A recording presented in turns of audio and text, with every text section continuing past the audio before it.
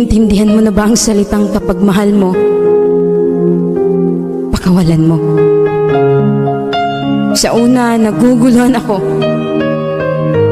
Kasi syempre, mahal mo nga.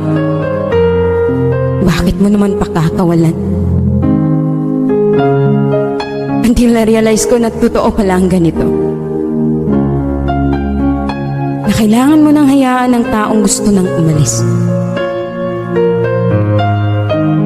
Kailangan mo nang pakawalan ang taong minahal mo ng totoo. At gusto mong maging masaya siya. Kahit hindi na ikaw ang dahilan sa ngiti niya.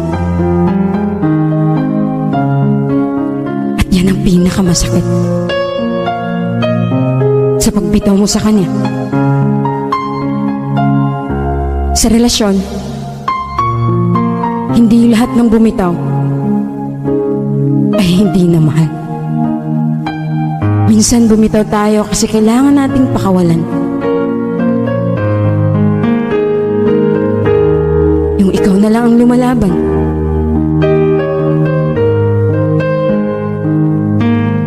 Hirap ka nang iangat kasi.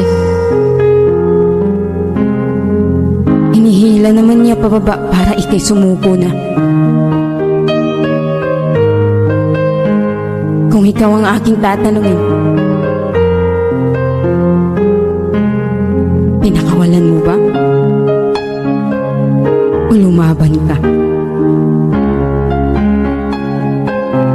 Ang hirap naman kasi lumaban kung ikaw na lang mag-isa. Minsan, ang tao ay nag-iiba. Hindi mo hawak sila. Kapag hindi ka na gusto, pakawalan mo na. Kahit masakit, kahit alam mong ikaw ang masasaktan, at siya ay sasaya pag bitaw mo sa kanya. Mahirap, pero kailangan. Siguro naman hindi na tayo magmukhang tanga. Kung pagkakawalan natin ng isang tao,